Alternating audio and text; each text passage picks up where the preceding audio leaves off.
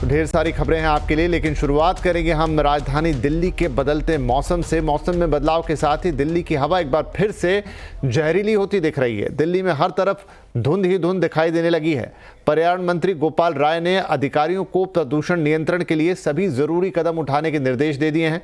सरकार ने दिल्ली की सभी 13 हॉटस्पॉट्स पर विशेष अभियान चलाने के लिए भी कदम उठाने के लिए कहा है।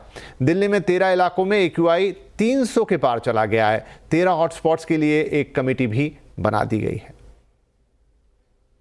दिल्ली के अंदर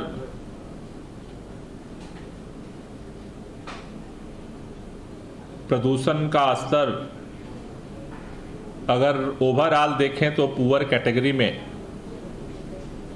पहुंच चुका है,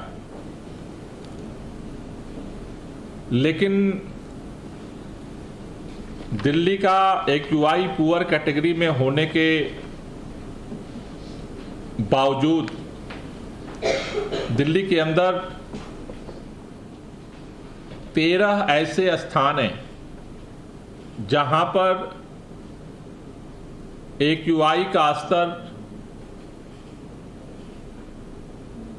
धीरे धीरे 300 के पार पहुंच चुका है। तो दिल्ली की हवा तो खराब है ही, अब पानी पर भी दिक्कत आ गई है। दिल्ली की यमुना नदी में एक बार फिर से जहरीले झाग दिखाई दे रहे हैं। जहरीले झाग की मोटी परत ने यमुना को अपने आगोश में ले लिया है।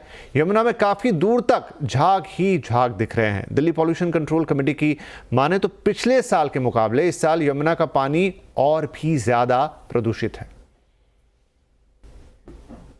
मैं इस वक्त दिल्ली के कालिंदी कुंज इलाके में हूं, जहां पर हमेशा छठ पूजा के लिए घाट बनाने की तैयारी होती है, घाटों का यहां पर सौंदर्यीकरण होता है। लेकिन मैं इस तरफ को जा रहा हूं और आप देखेंगे यहां पर यमुना की हालत इस वक्त इतनी खतरनाक हो चुकी है। भैया इस तरफ को चलिएगा, मैं दिखाना चाह रहा हूं इस तरफ, क्योंकि झाग के बीच में इसलिए जा रहा हूं क्योंकि झाग की जो स्थिति है इस वक्त पूरी दिल्ली में खतरनाक हो चुकी है। दिल्ली के कालिंदी कुंज इलाके में दूर तक आपको झाग दिखाई देगा और मैं इसलिए यहाँ पर दिखा रहा हूँ। देखिए इतना झाग जो है मेरे अब नाव को यहाँ पर डुबोने लगा है झाग, क्योंकि झाग को देखते हुए ये कंडीशन यहाँ पर जो आ रही है वो और ख़तरनाक है। क्योंकि रेजिडेंशियल जो इलाके होते हैं दिल्ली की यमुना नदी के आसपास के, उन इलाकों से ये जो कंडीशन देखिए झाग अब आने लगा है। इस तरफ को चलिएगा भैया और इधर को चलिए, तो देखिए ये झाग जो है अब नाव के ऊपर आने लगा है और मैं बैठा हूँ यहाँ पर, नाविक जो मेरे साथ हैं वो हैं और हम इसलिए इसे दिखा रहे हैं क्योंकि दिल्ली के रेजिडेंशियल इलाकों से ये पूरा जो गंदा पानी होता है, मैला पानी होता है, वो इन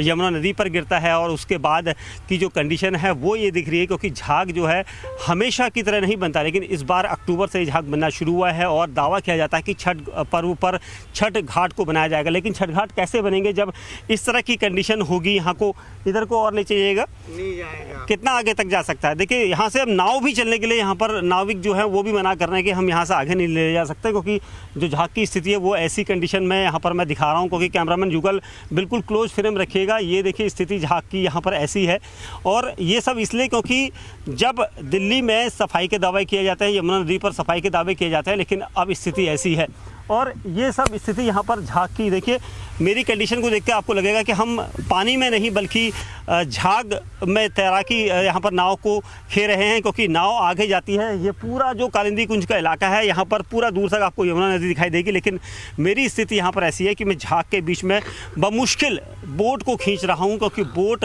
चलने में काफ़ी परेशानी हो रही है और इसी वजह से ये स्थिति यहाँ पर बनी हुई है। हालांकि दावे किए जाते हैं कि झाग को ख़त्म किया जाएगा, कम किया जाएगा, लेकिन जो स्थिति यहाँ पर बनी हुई है उसको देखकर नहीं लगता है कि झाग कभी यहाँ पर ख़त्म होगा।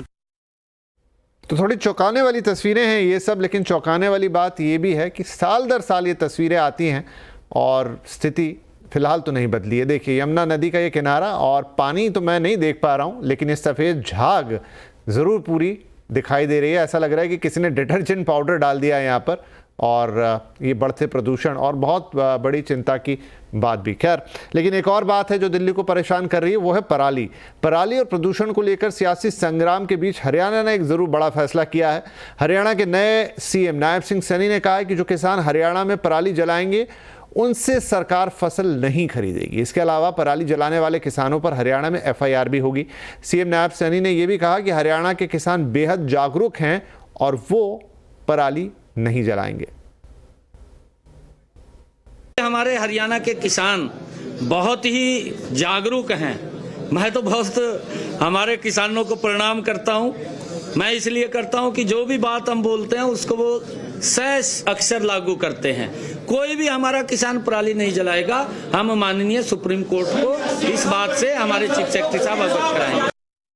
तो थोड़े कॉन्फिडेंट दिख रहे हैं कि उनके कहने पे पराली नहीं जलाएंगे किसान, लेकिन अगेन ये भी साल दर साल एक ही बात आती है। इधर पराली पर पंजाब में सीएम भगवंत मान ने पीएम मोदी पर निशाना साध दिया। उन्होंने कहा है कि मोदी जी यूक्रेन का युद्ध रुकवा सकते हैं तो धुआं नहीं रुकवा सकते।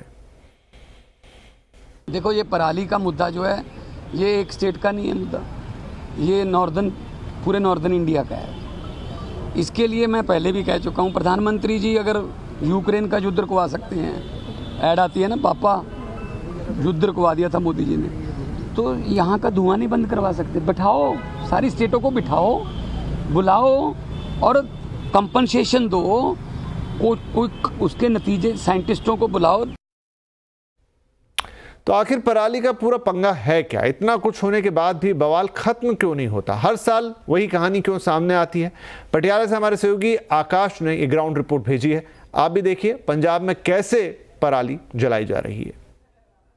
तमाम दावों के बावजूद पंजाब और हरियाणा जैसे राज्यों में आज भी किसान पराली जला रहे हैं और कह रहे हैं कि उनके पास इससे इतर कोई समाधान नहीं है। इस समय हमारी मौजूदगी पटियाला में है और यहां मैं आपको तस्वीरें दिखा रहा हूं उस पराली की जिसे अभी कुछ देर पहले ही एक किसान ने जलाया है और उसने कहा, साफ तौर पर कैमरे पर कहा कि उसके पास कोई समाधान नहीं है, उसे आलू बोना है। और सरकार तमाम दावे तो करती है लेकिन किसी दावे का कोई फायदा नहीं, क्योंकि जब प्रैक्टिकलिटी की बात आती है तो ये सारे दावे औंधे मुंह गिर जाते हैं। हमने देखा कि किस तरह से न सिर्फ पूसा के सॉल्यूशन की बात कही जाती है बल्कि तमाम तरीके की मशीनों के सहारे कहें कि जो रेसिड्यू है, जो पराली है, उसको इकट्ठा कर सरकार को देने, फैक्ट्रियों तक पहुंचाने तक की बात कही जाती है। लेकिन किसान कहते हैं कि ये समाधान नहीं है, स्थिति और बदतर होने वाली है, ऐसा एक्सपर्ट्स का कहना है। लेकिन पंजाब की जो तस्वीर है, जिस तरह से हमने साल 2023 में देखी, 2022 में देखी, वैसी ही 2024 में भी देखने को मिल रही है। तो तीनों रिपोर्ट्स यही बता रही कि साल दर साल समस्या बड़ी हो रही है लेकिन बदल कुछ नहीं रहा है। खैर, इस पर और विस्तार से बातचीत होगी, लेकिन फिलहाल कुछ राजनीतिक अपडेट आपको दे देते हैं। एनडीए ने झारखंड की 81 विधानसभा सीटों के बंटवारे का ऐलान किया है। समझौते के तहत बीजेपी 68 सीटों पर चुनाव लड़ेगी। सहयोगी एजेएसयू पार्टी को 10 सीटें दी गई हैं, जबकि जेडीयू को 2 और एलजेपी रामविलास को 1 सीट दी गई है। राज्य में बीजेपी के सहप्रभारी और असम के मुख्यमंत्री हिमंता बिस्वा शर्मा ने कहा है कि विपक्षी उम्मीदवारों की सूची सामने आने के बाद गठबंधन के दल आपस में 1-2 सीटों पर एडजस्टमेंट कर सकते हैं। वहीं बीजेपी उम्मीदवारों की सूची महाराष्ट्र के साथ ही जारी की जाएगी। 1-2 दिन में पार्टी सूची जारी कर देगी।